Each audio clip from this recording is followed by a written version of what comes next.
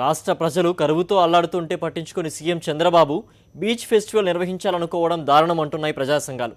చంద్రబాబు సర్కార్ తీరుకు వ్యతిరేకంగా తిరుపతిలో గాంధీ విగ్రహం ఎదుట నిరసన తెలిపాయి. సిపిఐ ఆధ్వర్యంలో జరిగిన నిరసనలో పెద్ద ఎత్తున మహిళలు పాల్గొన్నారు. ఆంధ్రప్రదేశ్ను చంద్రబాబు భ్రష్టు పట్టించాలని యోచిస్తున్నారని మహిళలు మండిపడుతున్నారు. విశాఖలో బీచ్ ఫెస్టివల్ పేరిట డిస్కో డ్యాన్సులు ఏర్పాటు చేయాలనుకోవడం సిగ్గుచేటన్నారు. బీచ్లో ఫెస్టివల్ను రద్దు చేయాలని డిమాండ్ చేశారు.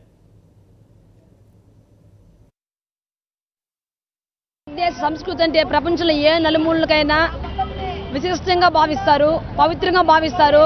అలాంటి సంస్కృతిని విచ్ఛిన్నం చేయాలనే ఉద్దేశంతో మన ముఖ్యమంత్రి చంద్రబాబు నాయుడు గారు బీచ్లో లవర్స్ ఫెస్టివల్గా పెడుతున్నారు. ముందుకు మహిళలకు రక్షణ అంతంత మాత్రంగా ఉన్న సమయంలో ఈ లవర్స్ బీచ్ని పెట్టి బికినీలు ప్రోగ్రామ్ చేయడం ఎంతవరకు సమంజసం అంటున్నాము. ముఖ్యమంత్రి గారు దేశ రాజ్యాలు విదేశాలు తిరిగి నేర్చుకున్న సంస్కృతి ఇదేనా మేము ప్రశ్నిస్తున్నాము. ఈరోజు రెండో గోవాగా తీర్చిదిద్దడానికి ఈరోజు చంద్రబాబు నాయుడు కంకణం కట్టుకొని ఈరోజు సమాజాన్ని ఏ దశకు తీసుకెళ్లాలనేటువంటి దాన్ని ఆయన ఆలోచిస్తున్నాడు తప్ప ఈరోజు తాగి తూగమని మద్యాన్ని విపరీతంగా ప్రవేశపెట్టింది కాకుండా మంచి ప్రదేశాన్ని యూనివర్సిటీ మంచి సిటీలను తయారు చేస్తానని చెప్పి ఆయన ఈరోజు అక్కడ ఉండేటువంటి బీచ్ని అంతా కూడా కలుషితం చేసి ఈరోజు వాతావరణం అంతా కూడా వేరే పద్ధతిగా కార్పొరేట్ సంస్థలకి ఉపయోగపడే పద్ధతిలో ఈరోజు ఆయన ప్రయత్నాలు జరుగుతూ ఉన్నాయి. బికినీ ప్రదర్శన అనేది చాలా అసభ్యకరమైంది.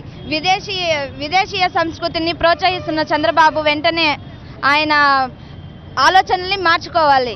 బీచ్ ప్రదర్శనల కోసం అన్ని కోట్లు ఖర్చు పెట్టే చంద్రబాబు ఆ కోట్ల రూపాయలు అన్నింటినీ నిలిపివేసిన ప్రాజెక్టుల పైన ఖర్చు పెడితే ఎంతో మంది నిరుద్యోగులకు ఉద్యోగం దొరుకుతుందని కోరుకుంటున్నాను.